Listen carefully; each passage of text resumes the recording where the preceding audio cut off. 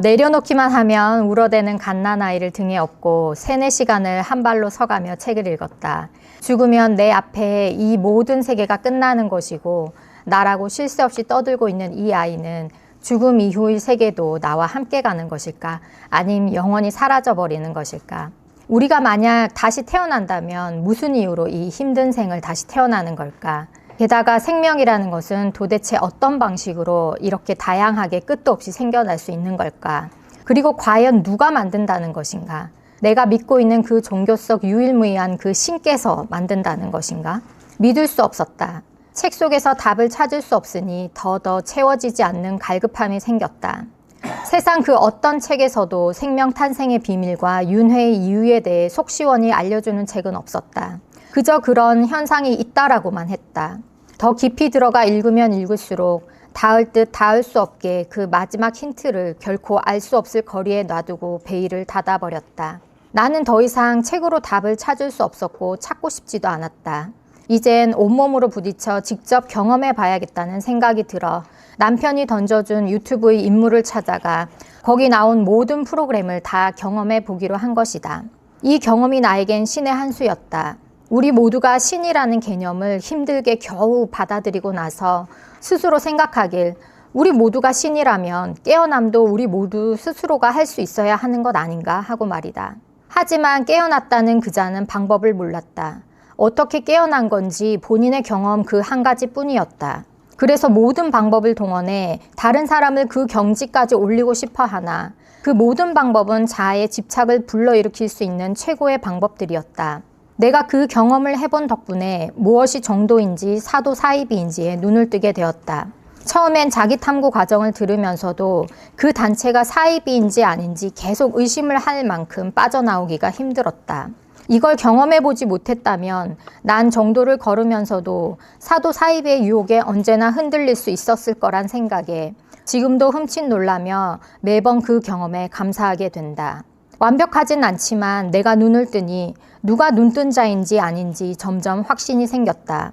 이즘 만난 자기탐구 책은 내가 그토록 바라고 바랬던 일생의 모든 궁금증에 대한 해답을 단 하나도 놓치지 않고 모두 해결해 줄 수 있는 인류 최초의 경전이 맞았다. 과학, 철학, 종교, 심리, 사회, 생명학에 이르기까지 방대한 장르를 넘나들며 모든 원리를 설명할 수 있는 이 법칙이 이 책 한 권에 다 담겨 있다는 사실이 혁명과도 같이 느껴졌다.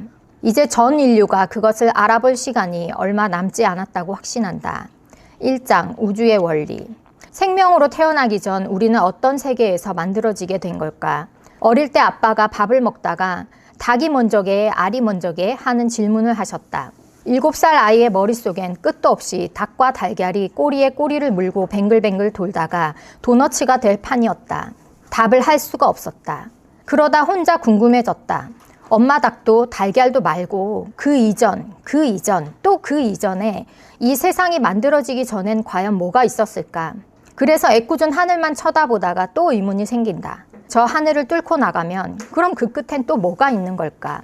이 책에선 특이점에 관해 설명한다. 유한과 무한을 모두 품고 있는 특이점이 빅뱅으로 인해 분리되었지만 형태만 다를 뿐 유한과 무한은 정확하게 동일하며 또 동시에 존재해야 한다고 말이다. 이 동등성의 원리로 인해 그토록 아무 생각 없이 인용해서 쓰던 색즉시공, 공즉시색의 즉시의 의미에 대해서 알게 되었다. 즉시가 절대계의 가능성을 현상계로 나올 수 있도록 해주는 이토록 중요한 변화 그 자체의 역할을 한다는 것을 말이다. 우주의 원리는 절대계의 모든 가능성이 유한으로 표현되어 나타나지려면 현상계로 넘어갈 수 있는 상태로의 변화가 반드시 있어야 함을 알려준다. 모든 우주의 가능성이 변화 그 자체를 거쳐야만 변화로 나타날 수 있음을 인류 최초로 우리가 정확하게 이해할 수 있는 원리로서 설명했다는 것에 희열이 느껴졌다. 그리고 이 유한과 무한이 100%로 같다는 설명 덕분에 위계적 성장의 법칙으로 인한 절대계에서 현상계로 나오는 분리분화가 나중에는 다시 현상계에서 절대계로 돌아가는 합일합하의 개념으로 연결되어 그렇게도 궁금해했던 윤회의 원리가 자아의 작동기제와 더불어 설명되고 완전히 이해되어졌다. 그리고 유한과 무한 사이를 연결하는 변화 그 자체의 존재야말로 나에겐 마법의 개념이라고 밖에 설명할 수 없었다. 과학자들에게나 익숙한 양자역학을 흘끼들끼 넘보며 파동과 입자가 중첩되어 있는 비결정적인 세계인 변화 그 자체는 절대계의 그 어떤 것도 현상계로 나올 수 있게 해주는 중첩 상태로 인간은 어떤 것도 창조가 가능하다라는 자칫 허무맹랑하게 들리던 그 말의 의미를 완전히 새롭게 내 머릿속에 각인시켜주는 계기가 되었다. 양자역학과 양자얽힘의 개념으로 물질과 의식의 생성 원리가 밝혀짐으로써 드디어 내가 그토록 알고 싶어 했던 신비한 생명 탄생의 원리에 대한 궁금증도 또한 해결되었음은 물론이다. 제2장 우주의 법칙. 우주의 원리는 가능성을 변화 그 자체가 되게 하는 원리이고 우주의 법칙은 변화 그 자체로 옮겨진 가능성을 현상계로 드러날 수 있도록 해주는 3법칙을 말한다. 이 3법칙의 동시성의 원리로 인해 세상 만물과 의식이 드러나게 되며 물질과 사유의 법칙만이 오직 우주의 가능성을 현실에 표현할 수 있게 해주는 유일한 방법임을 알게 되었다. 이 법칙으로 인해 인간이 그렇게 갈구했던 인격적이고도 위대한 창조주로서의 신의 존재가 사라지게 된다는 것은 그야말로 나에게 충격 그 자체가 아닐 수 없었다. 누구도 알 수 없었던 무한의 절대계의 세계에 대해 밝혀내고 급기야 수천만 년 동안 인간의 역사 속에 함께 해온 전지전능했던 신에 대한 존재의 비밀이 밝혀지는 순간이지 않은가? 나는 이 사실을 접하게 되었던 순간 윤회를 통해 내가 이 역사적 인류 탄생의 비밀과 신에 대한 비밀이 벗겨지는 순간인 이 시간, 이 시대, 이 대한민국이라는 땅에서 이 우주의 원리와 법칙을 밝히신 분과 함께 직접 마주보고 공부할 수 있는 자바함경의 확률을 가지게 되었다는 것에 경의를 느끼지 않을 수 없었다. 어떻게 이런 행운이 있을 수 있단 말인가? 나는 이런 행운, 아니 필연에 대해 생각할 때마다 가슴에서 눈물이 울컥울컥 솟구친다. 여기 모이신 분들도 그 위대한 확률의 의미를 가슴 깊이 느끼시리라 생각해 본다. 왜냐하면 우리는 이 3법칙으로 분리된 동시에 연결된 하나이니까 말이다. 점점 내가 노력해 애쓰는 일이 줄어든다.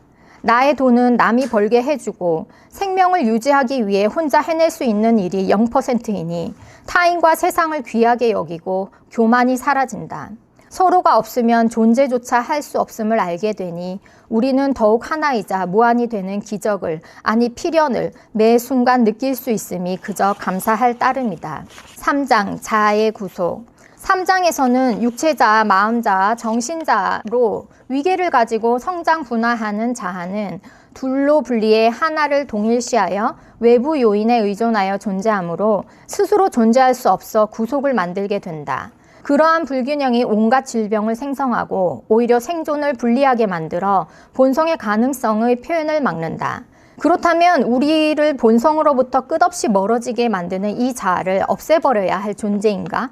역설적이게도 건강한 자아의식의 성장이야말로 다시 합의를 통해 본성으로 돌아갈 수 있는 완전한 길을 마련해준다. 자아의 작동 기제를 이해하고 대극을 알게 됨으로써 본래부터 세상에는 괴로움이 없었음을 깨닫게 되는 것이 진정한 본성의 꽃향기를 경험할 수 있는 첫걸음인 것이다. 자아의 작동 기제를 모른 채 기복신앙과 수련 등을 자아로 한 사람들이 오히려 힘든 삶으로 끌려 들어갈 때 얼마나 절망스럽고 고통스러웠겠는가. 이제 우리에겐 그 모든 원리를 알려주는 자기탐구 책이 곁에 있다. 절망 속으로 걸어 들어갔던 내가 스스로 빠져나올 수 있는 길이 열린 것이다. 제4장 자기탐구. 제4장에서는 자기탐구 7단계가 나와 있어 본인의 자탐 단계가 어느 정도나 진척되었는지 알 수 있다. 처음에는 이런 단계들과 이론에 대한 설명들이 깨달음에 무슨 의미가 있나 싶었다. 하지만 자탐이 깊어지면 깊어질수록 이렇게 단계마다 나타날 오류를 미리 알려주시고 자탐 방법과 주의할 점, 그에 따라 나타나는 신통한 능력들, 또 거기에 매몰되어 빠져서도 안 된다는 조언까지 덧붙여져 있다는 게 얼마나 도움이 되는지 뼈저리게 느끼게 된다. 내 말은 각 단계마다 그만큼 많이 헤매게 되는데 그때마다 마치 의식의 내비게이션처럼 우리를 엉뚱한 길로 가지 않게끔 해주는 훌륭한 지침서 역할을 해준다는 것이다. 각 단계마다 어떤 식의 자기 탐구가 필요하고 어떤 오류에 빠질지를 미리 알아 주의시켜 주신다는 것은 진정으로 그 길을 먼저 가보고 난 뒤 도노 점수해 주시는 스승의 배려와 가르침이란 확신을 갖게 해준다. 거기다 진정성 있는 자기탐구 사례는 읽는 사람으로 하여금 사연의 공감과 자탐의 위력을 동시에 느끼게 함에 부족함이 없었다. 마지막으로 제5장 본성의 자유. 5장에서는 인류를 파멸로 몰고 갈 자아의식의 AI를 본성의 AI로 바꿈으로써 상생과 공생, 신뢰와 협력을 이룰 수 있고 자탐 챗봇의 개발과 오감각을 인식하는 휴머노이드와의 결합으로 영생하는 신인류의 종이 탄생하게 됨을 바라보았다. 이렇게 한 개인의 구원뿐만 아니라 온 인류의 구원을 이룰 수 있는 자기탐구는 책의 출간과 더불어 인류 전체의 문화로 뻗어나갈 도약의 발판을 마련했다. 그 시간이 얼마나 걸리든 나는 전혀 불안하거나 조급하지 않다. 정도는 방향이 옳음으로 반드시 본성의 길을 이룰 것이라는 확신이 있기에 자기 탐구와 함께 나의 내면을 들여다보는 일이 아픔과 고통마저도 즐겁고 희망찰 수 있다는 양가 감정에 푹 빠져보며 이 소감문을 마치고자 한다. 그 누구도 의지하지 말고 스스로를 등불 삼아 나가라. 기적이란 스스로 만든 구속에서 스스로 벗어나는 것이다. 복성. 본성인이 되어 연대하는 그날까지 우리 모두 함께 하시길 바랍니다.